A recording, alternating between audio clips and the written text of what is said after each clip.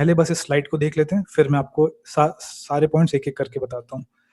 तो पहली चीज़, आपके कंट्रोल में रिस्क है, तो आपको उसका पूरा फ़ायदा उठाना चाहिए कि कुछ भी हो जाए, मेरे हाथ में यही है, तो एटलीस्ट इसको तो मैं अपने हाथ से जाने ना दूँ, ठीक है? फिर वही चीज़ कि आपको रिस्क कंट्रोल करना चाहिए, पूरा फ़ोकस वहाँ होना चाहिए।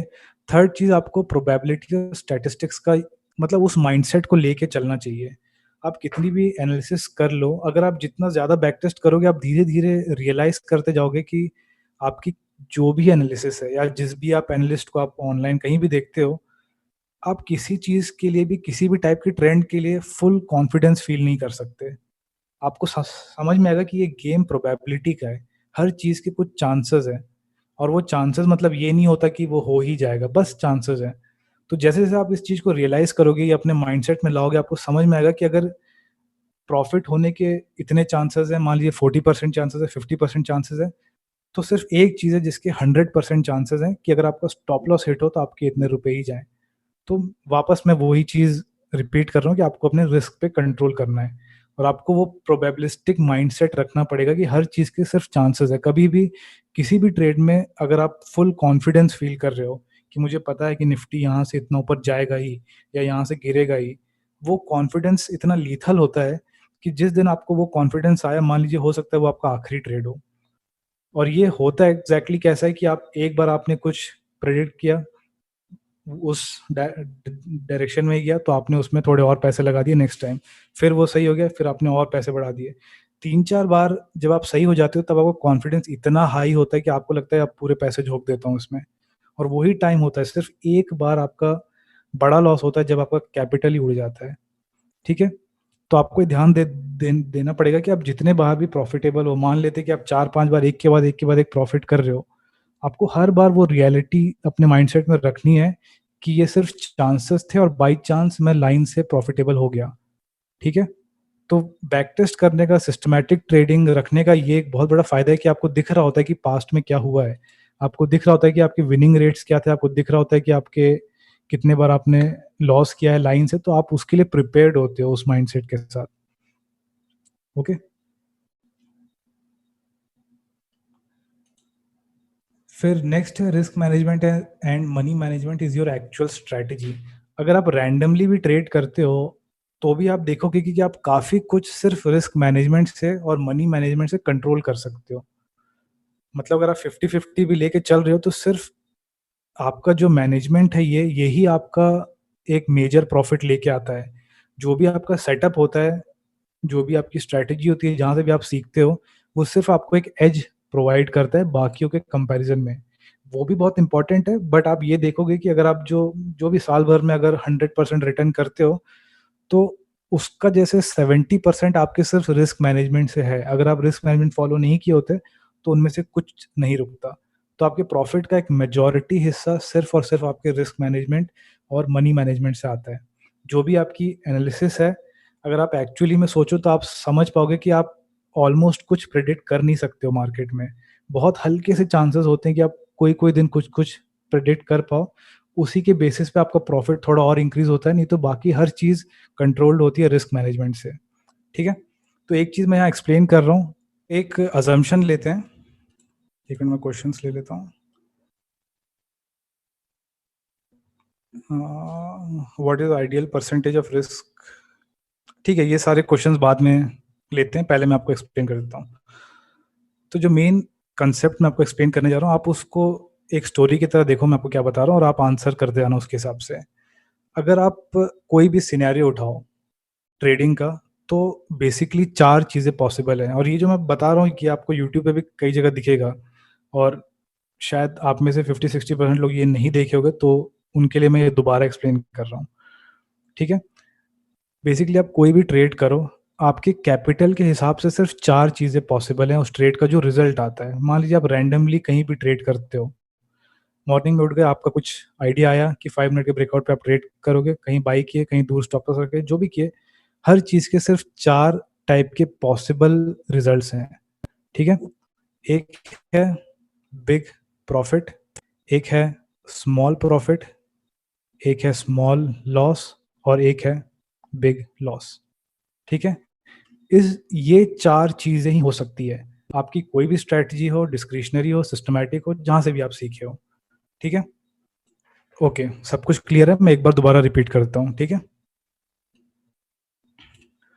मैं ये बोल रहा था कि आप कोई भी ट्रेडिंग सिनेरियो उठाओ, आप मेरी स्ट्रैटेजी फॉलो करो, किसी और की करो, किसी एनालिस्ट की बात सुनो, या अपने हिसाब से रैंडमली सुबह उठ के ट्रेड करो। सिर्फ़ और सिर्फ़ 4 चीज़ें पॉसिबल हैं, big profit, small loss, big loss. अब ये जो बिग प्रॉफिट और स्मॉल लॉस है, ये हर पर्सन टू पर्सन डिपेंड करता है।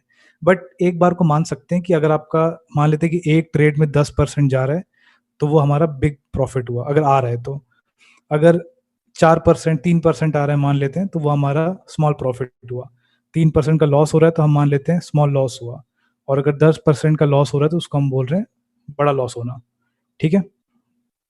तो ये जो भी आपका, मान लो आप अपना अकाउंट स्टेटमेंट देखते हो, या पूरे जितने मतलब साल भर में जो आप ट्रेड किए हो, उसमें आप देखोगे कि अगर आप ओवरऑल इतने इतने के लॉस में हो, तो उस लॉस को अगर आप पिन पॉइंट करने जाओगे कि एग्जैक्टली मैंने किन किन ट्रेड्स में लॉस किया है, तो आपको ऐसा नहीं होगा कि आप लाइन से 3-3% का लॉस कर रहे थे और तब जाके आप ओवरऑल कोई नेगेटिव में एंड हुए हो। मेजर रीज़न जो लोगों के लॉस का है, मेन रीज़न, वो आता है बड़े लॉसेस से।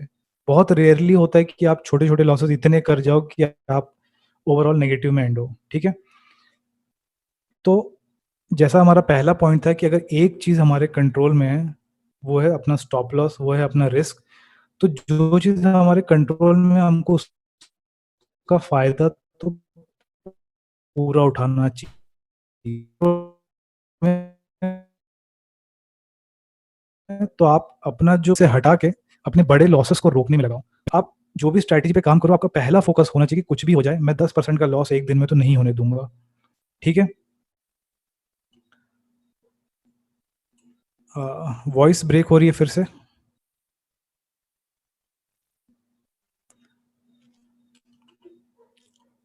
अभी तक जो मैंने एक्सप्लेन किया, क्या वो आप लोगों को समझ में आया?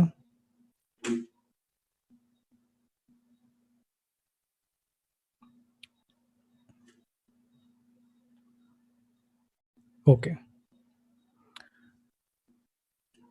तो मेन जो एक्सप्लेनेशन मैं देना चाह रहा हूँ, वो ये है कि आपके मेन लॉसेस बड़े लॉसेस से होते हैं और आपको उसी को कंट्रोल में करना चाहिए, बड़े लॉसेस को। कुछ भी करके इसको रोक देना चाहिए, और ये आप आराम से रोक सकते हो सिर्फ़ और सिर्फ़ एक सिंपल रिस्क मैनेजमेंट टेक्नीक से, या एक सिंपल से मेथड से। वो क्या कर सकते हो? एक बार को मैं ये ग्रुप चैट साइड कर देता हूँ, ठीक है? तो आपको क्या करना है कि जब भी आप ऐसा एक रूल बना सकते हो कि भले आप डिस्क्रिशनरी ट्रेडिंग करो, भले आप सिस्टमैटिक ट्रेडिंग करो, दोनों में आप अपने लिए ये रूल तो बना ही सकते हो कि जैसे ही आपका लॉस 3% पहुँच जाएगा, मैं ट्रेडिंग रोक दूँगा, ठीक है? ऐसे करके अगर आप सिर्फ़ इस चीज़ को फ़ॉलो करते रहो, तो मैं ऑलमोस्ट श्योर हूँ कि आप में से काफ़ी लोग ऐसे होंगे जो ओवरऑल प्रॉफ़िटेबल निकलेंगे। बस अभी जो आप लॉस में हो ना, अगर आप अपना पिछला पीएनएल देखते हो, उसमें से जो भी लॉस 3% से ज़्यादा के हैं, उन सबको एक बार आप 3% मान के चलो, और फिर दोबारा अपना पीएनएल कैलकुलेट करो, तो आप में से काफ़ी लोग को दिखेगा कि आप या तो नो प्रॉफ़िट नो लॉस में होते, या फिर शायद प्रॉफ़िट में ही होते। तो जो आपका main loss, main account negative में जाता है, वो जाता है बड़े लॉसेस से। तो आपको अपना लॉस कंट्रोल में करना आना चाहिए, ठीक है? उसके लिए हम क्या कर सकते हैं कि मान लेते हैं कि एक रैंडम सिनेरियो मानते हैं कि आप सिर्फ़ रैंडमली कहीं भी ट्रेड करते हो सुबह उठ के, ठीक है? और छोटा लॉस एक एक बार को हम मान लेते हैं, कैलकुलेशन ईज़ी रखने के लिए 5%, 2% छोटा लॉस है, 5% लॉस बड़ा लॉस है, 2% का प्रॉफ़िट छोटा प्रॉफ़िट है, 5% का प्रॉफ़िट बड़ा प्रॉफ़िट है। ठीक है? एक बार को ऐसे मान लेते हैं। अब अगर आप 100 ट्रेड्स लेते हो, उसमें ऐसे मान लीजिए कि आप सिर्फ़ 10% टाइम ही बड़ा प्रॉफ़िट कर पाते हो, ठीक है? और 40% टाइम या 30% टाइम छोटा प्रॉफ़िट कर पाते हो। 50% टाइम छोटे लॉसेस होते हैं आपके। आई थिंक ये पेन काम नहीं कर रहा है, ओके मैं माउस से ही कर लेता हूँ। और ट 10% टाइम आपके बड़े लॉस होते हैं।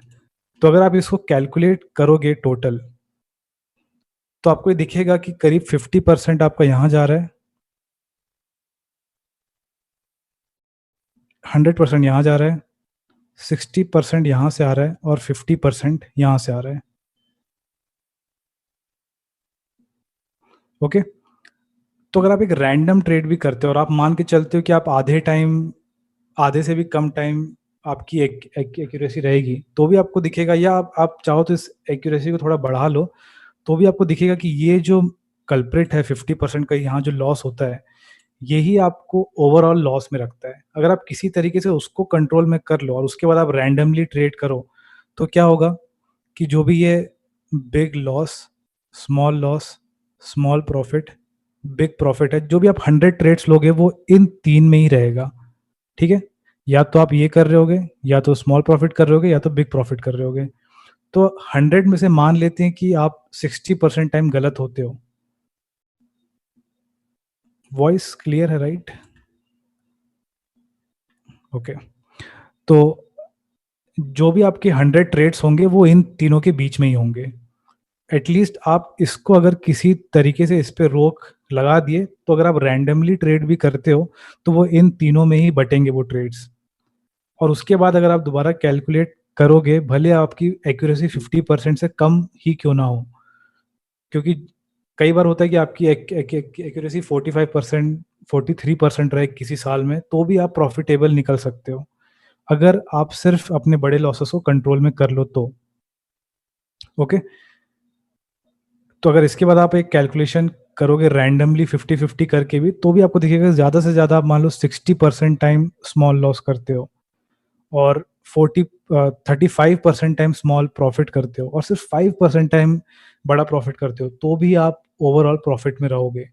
और ये चीज़ भी आप काफ़ी जल्दी सीखोगे सिस्टमैटिक ट्रेडिंग के थ्रू ही, कि जो भी आपके मंथली प्रॉफिट होते हैं या ईयरली प्रॉफिट होते हैं, उसमें आपको दिखेगा कि 80% ट्रेड, 80 टू 90% ट्रेड या तो छोटे प्रॉफिट होते हैं या तो छोटे लॉसेस होते हैं। और इसलिए काफ़ी पेशेंस लगता है। जो मैंने एक पॉइंट लिखा था सिस्टमैटिक ट्रेडिंग में, कि इसमें स्ट्रेस नहीं है लाइव मार्केट में, बट आपको एक बहुत पेशेंस चाहिए। कई बार क्या होता है कि 3 महीने तक आप ट्रेड कर रहे हो और एंड रिजल्ट जो है वो आपका ज़ीरो निकला। आपको ऐसा लग रहा हो कि मैं हर दिन उठ के इस स्ट्रैटेजी को फॉलो कर रहा हूँ, 3 महीने से कर रहा हूँ, सारे प्रॉफिट लॉस ऐड कर लिए तो सब कुछ मिला के ज़ीरो हो गया।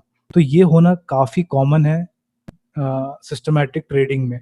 इवन नॉर्मल ट्रेडिंग में अगर आप देखोगे तो ये चीज़ आपको दिखेगी कि आपके जो बड़े प्रॉफिट हैं वो ही आपको एक्चुअल प्रॉफिटेबल बनाते हैं, जो कि बहुत रेयरली कभी-कभी आते हैं।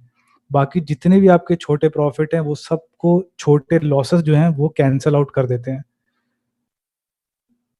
ओके?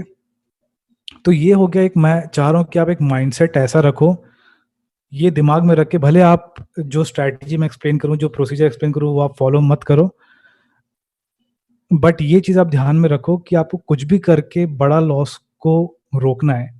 आप किसी भी मेंटर को फॉलो करते हो, किसी की भी स्ट्रैटेजी फॉलो करते हो, अगर उसकी स्ट्रैटेजी में आपको ये दिख रहा है कि उसकी स्ट्रैटेजी में ये पॉसिबल है कि आपका 7-8% का लॉस एक दिन में हो सकता है, इसका मतलब कहीं न कहीं आप बहुत बड़ा रिस्क ले रहे हो।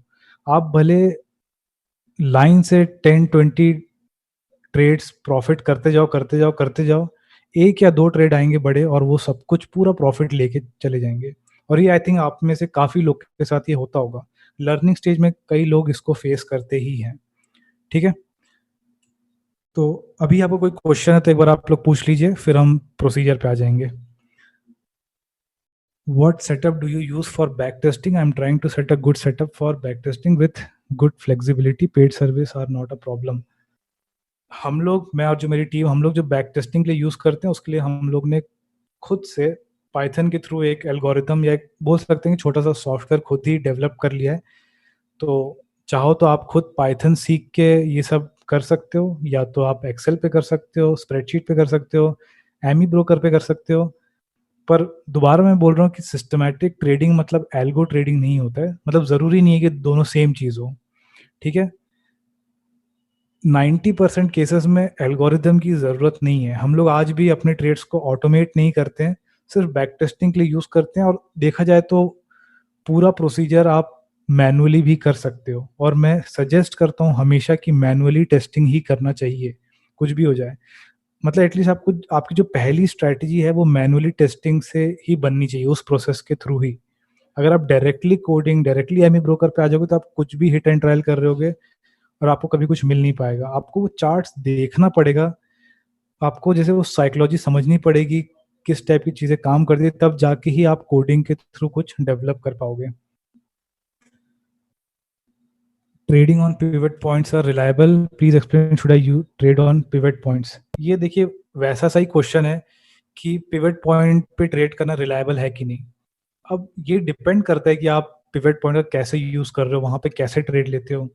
तो जो भी ऐसे क्वेश्चन है कि ये इंडिकेटर अच्छा है कि नहीं है, वो अच्छा है कि नहीं, सारे इंडिकेटर से आप कुछ ना कुछ बना सकते हो। कोई इंडिकेटर अच्छा बुरा नहीं होता, कोई मेथड अच्छा बुरा नहीं होता। अगर आप उसमें इनफ टाइम दोगे, कुछ पैटर्न रिकग्नाइज कर लोगे, तब आप कुछ बना लोगे। अगर पूरी ट्रेडिंग को अगर मैं एक वर्ड में बोलूँ ना कि हम सब क्या कर रहे हैं, भले वो फंडामेंटल वाले हो या टेक्निकल वाले हो, सिस्टमैटिक ट्रेडर हो, सब के सब कहीं ना कहीं इसमें बिलीव करते हैं, हिस्ट्री रिपीट इटसेल्फ। हम सब उस पे बिलीव करते हैं, उसको होता देखे हैं, इसीलिए हम ट्रेडिंग्स के थ्रू प्रॉफिट बनाने का सोच रहे हैं। अगर वो ट्रू नहीं होता तो कोई प्रॉफिट नहीं कर पाता। सब के सब इसमें बिलीव करते हैं कि हिस्ट्री रिपीट इटसेल्फ। अब आप फंडामेंटली उसको, उस चीज़ को ले रहे हो कि टेक्निकली ले रहे हो कि सिस्टमैटिकली ले रहे हो, कैसे भी लो। तो जो भी इस टाइप के क्वेश्चन है, हर चीज़ बैक टेस्ट, हर चीज़ का आंसर है।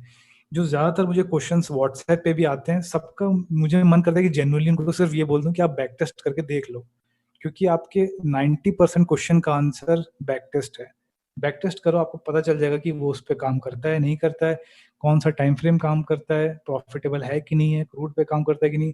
सारे क्वेश्चन का आंसर बैक टेस्ट बताता है। और ये चीज़ आपको खुद से भी किसी से पूछना नहीं चाहिए कि ये टाइम फ्रेम बेटर है कि वो टाइम फ्रेम बेटर है, जो भी इस टाइप के क्वेश्चंस हैं। क्योंकि मैं जो आंसर दूंगा अपने एक्सपीरियंस से दूंगा, हो सकता है कि मैंने कुछ चीज़ें टेस्ट ही ना करी हूँ, तो आपको मैं गलत डायरेक्शन में ले जाऊंगा अपने एक्सपीरियंस के बेस पे। टी ब्रेक कब लेना है? टी ब्रेक अभी ले लेंगे, 10 मिनट्स का।